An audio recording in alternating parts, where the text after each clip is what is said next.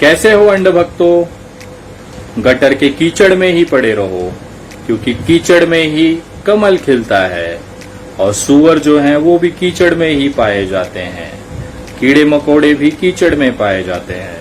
तो आपकी असली जगह गटर कीचड़ ही है। आज का जो वीडियो है वो कोई सामाजिक मुद्दे पे नहीं है।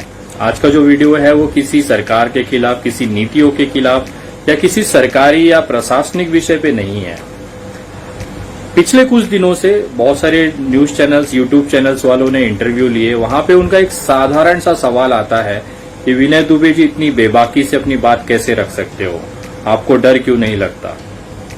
मैं बताना चाहता हूं, उसके बाद ऐसे बहुत सारे मैसेजेस आते हैं कि विनय जी हमने आपकी तरह देखते हुए, आपसे सीखते हुए हम अपनी बात रखते हैं, और उसके बाद सोशल मीडिया पे हमें ट्रोल कर दिया जाता है। बीजेपी आईटी सेल के जो लोग हैं, अंधभक्त हैं, वो हमें गालियां देते हैं, हमारे माँ बहनों की गालियां करते हैं। तो मैं आप लोगों को बताना चाहता हूं कि आज यही मैं आपसे कहना चाहता हूं कि कभी भी आप ये लोगों से डरिए नहीं। इनकी ये एक्चुअली बहुत कमजोर तबका है जो नरेंद्र मोदी जी ने पाल रखा है, बीजेपी ने पाल रखा है। ये वो कमजोर तबका है जिनके पास कोई सवालों के जवाब नहीं होते। ये इतने कमजोर होते हैं कि बिना माँ बहनों की गाली दिए ये अपना शक्ति प्रदर्शन कर ही नहीं सकते हैं। ऊपर का माला इनका खाली है, गोबर भरा होता है। इसके अलावा इनके पास कोई विकल्प ही नहीं बचता है कि ये गाली से बात करें। अगर आपको कोई गाली देता हुआ मिल जाता है तो समझिएगा कि वो बेचारा कमजोर है, उसकी इतनी औकात नहीं है कि वो सवालों के जवाब दे सके। इसलिए अपनी नाकामी, अपनी कमजोरी को छिपाने के लिए वो गालियों का सहारा लेते हैं। ये आपने देखा होगा बहुत से पोस्टों पे ये माँ बहनों की गालियां देते हैं, क्योंकि इनकी माँ बहनें उस तरह से हैं। इन्होंने बचपन से अपनी माँ बहनों को सारी चीजें करते हुए देखा है, जिसकी वजह से ये आते हैं और कमेंट करके ये बताते हैं कि मैं किस जगह से, किस पारिवारिक, किस संस्कारों में पला हूँ, मेरी माता, मेरी बहनों ने कौन कौन से चीजें की हैं, किस किस प्रकार से की हैं, जिसका मैं प्रदर्शन यहाँ पे कमेंट में करता हूँ। आप सोचिए, देश में महिलाएं हैं ऐसा तबका है महिलाओं का जो इन अंधभक्तों को इतनी बेइज्जती करता है, इतनी गंदी गंदी गालियां देता है। महिलाएं अंधभक्तों को गालियां देती हैं, ये आज तक के स्वर्णिम भारत में कभी नहीं हुआ था। महिलाएं प्रधानमंत्री को गालियां देती हैं, गंदी गंदी गालियां देती हैं, ऐसे ऐसे शब्दों से नवाजती है जो कि सोच नहीं सकता। और आज तक किसी भी प्रधानमंत्री ने इस तबके की, इस लेवल की गालियां नहीं खाई हैं। जब मुझसे पूछा जाता है तो मैं कहता हूं कि भाई, जब भी आप इस तरह की चीजों में आते हैं, जब सरकार से आप सवाल पूछते हैं, आपको गालियां मिलनी लाजमी है। आप किसे अपना आदर्श मानते हैं, उसके हिसाब से आपका प्रदर्शन, आपका एक बर्ताव सोशल मीडिया पे दिखता है। मैंने कभी किसी को माँ बहन की गालियां नहीं दी हैं। लाइव वीडियोस में कभी भी अपशब्दों का, मैं अपशब्द यूज करता हूं लेकिन माँ बहनों के प्रति नहीं करता हूं, क्योंकि वो मेरे संस्कार नहीं है, मेरे परिवार की वैसी परवरिश नहीं है जैसा अंधभक्त और मोदी जी अपने अंधभक्तों को देते हैं। मोदी जी इस मामले में बहुत प्रखर हैं। उन्होंने अपने अंधभक्तों को वैसी शिक्षा दी है कि आप किस तरह से माँ बहनों की इज्जत, उनके कपड़े सोशल मीडिया पे फाड़ सकते हो, उनको गैंग रेप की धमकियां दे सकते हो, और रेप किस तरह से किया जाता है, उनके प्राइवेट पार्ट में आप क्या क्या डाल सकते हो, क्या क्या बता सकते हो, ये मोदी जी ने अपने अंधभक्तों को सिखाया है। वो अपना प्रदर्शन वहां पे करते हैं। इसमें कोई छुपी बात नहीं है, पूरा देश ये चीज जानता है कि एक महिला के पोस्ट पे, एक माँ बहनों के प्रति इन मोदी जी के जो समर्थक हैं उनका क्या हालत, किस तरह की विचारधारा, किस तरह की मानसिकता है, वो पूरा देश जानता है। और खैर, होना लाजमी है। जैसा नेता होता है वैसे ही उसके कार्यकर्ता होते हैं। लोग मुझसे पूछते हैं आप इतनी निडरता से अपनी बात कैसे रख सकते हैं, तो मैं ये कहता हूं कि मैं जिनको फॉलो करता हूं वो एक अलग तरीके के इंसान हैं। उन्होंने अपने जीवन में संघर्ष किए हैं।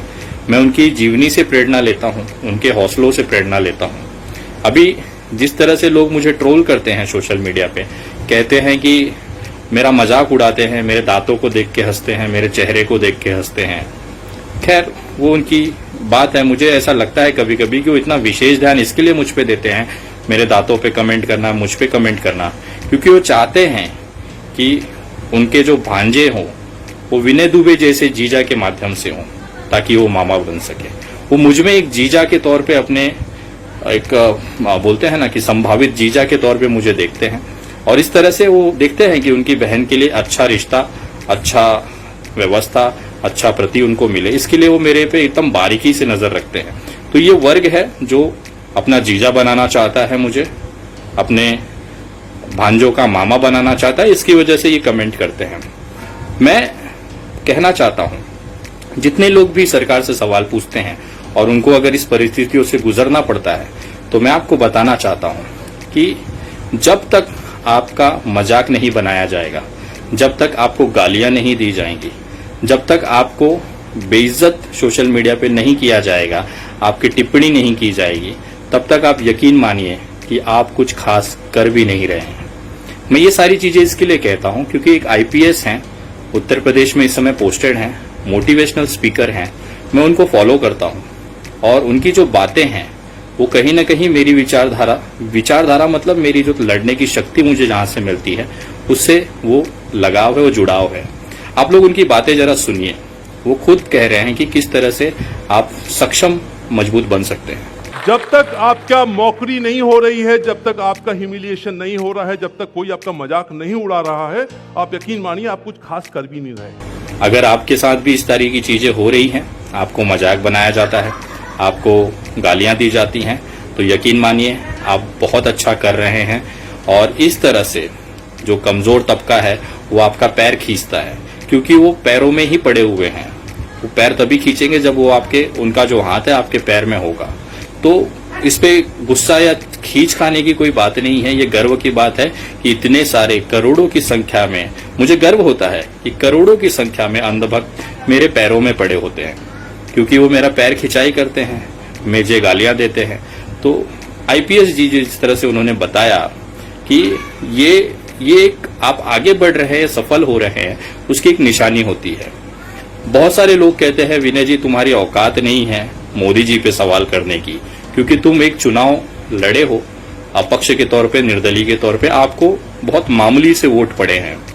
तो मैं ये चीजों को देखता हूं, मैं कबूल करता हूं कि मुझे बहुत मामूली से वोट पड़े हैं, लेकिन मुझे गर्व होता है कि मुझे जितने वोट पड़े उतना वोट भारतीय जनता पार्टी के 2 टर्म के सांसदों को नहीं पड़े हैं। मैं सांसदों के उम्मीदवारों की बात कर रहा हूं। एक लोकसभा सीट है लक्षद्वीप, आप गूगल कर सकते हैं। लक्षद्वीप में 2014 में मतदान हुआ, जहां पे भारतीय जनता पार्टी के उम्मीदवार को 187 के आसपास वोट पड़े थे। उसके बाद में 2019 में वापस मतदान हुआ वहां पे लोकसभा के, जिसमें भारतीय जनता पार्टी के उम्मीदवार को केवल 125 वोट पड़े थे। ये दोनों को अगर मिला दिया जाए तो 312 के आसपास का वोट का आंकड़ा जाता है। मैं खुशनसीब हूं कि भारतीय जनता पार्टी के 2 उम्मीदवारों का औकात नहीं था विनय दुबे के वोटों तक पहुंचने की, जिसमें कि मोदी जी जैसा व्यक्ति इस पार्टी का प्रचार करता है। पूरी भारतीय जनता पार्टी की मीडिया मोदी जी को जिताने में लगी जाती है, करोड़ों अरबों रुपया उनके चुनाव पे खर्चा होता है। उसके बावजूद भी इनके उम्मीदवार 2 चुनाव में भी टोटल अगर इनका जोड़ दिया जाए तो विनय दुबे से कहीं पीछे उनका वोट पड़ा है। तो मुझे गर्व होता है कि इन अंधभक्तों के और उनके उम्मीदवारों की इतनी औकात नहीं होती है कि वो विनय दुबे के पड़े हुए वोटों की तुलना में उनके कहीं आसपास भी फटक पाए 2-2 बार में। तो ये सारी चीजों को देखते हुए मुझे बहुत खुशी मिलती है और मैं गर्व महसूस करता हूं कि भारतीय जनता पार्टी के टिकट पे लड़ने वाले 2 उम्मीदवारों की इतनी औकात नहीं थी कि विनय दुबे के मतदान के आधे भी पहुंच पाए वो। तो मुझे गर्व होता है ये, और यही सारी चीजें देखता हूं और मुझे ये अच्छा लगता है कि जब मैं अपनी बातें रखता हूं और अंधभक्त की जो सेना है वो मुझ पे टूट पड़ती है। यकीन नहीं आया तो आप इस वीडियो के कमेंट्स में जाके देख सकते हैं, आपको उसका एहसास होगा। इनके परवरिश, इनके माता पिता, इनके परिवार में जिस तरह से इनको रखा गया है, इन्होंने बचपन से देखा है कि इनकी माताएं क्या करती थी, इनकी बहनें क्या करती थी। वही से देखते हुए इनको लगता है कि पूरे देश की माताएं और बहनें वही करती होंगी।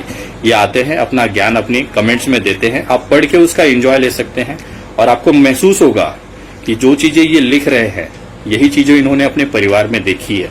इन्होंने, इनकी माताएं, इनकी बहनें, इनके घर की महिलाओं ने ये चीजें की है। इसकी वजह से ये लोग यहाँ पे आके कमेंट में लिखते हैं और कोई घबराने की बात नहीं है, ये अच्छी चीजें हैं।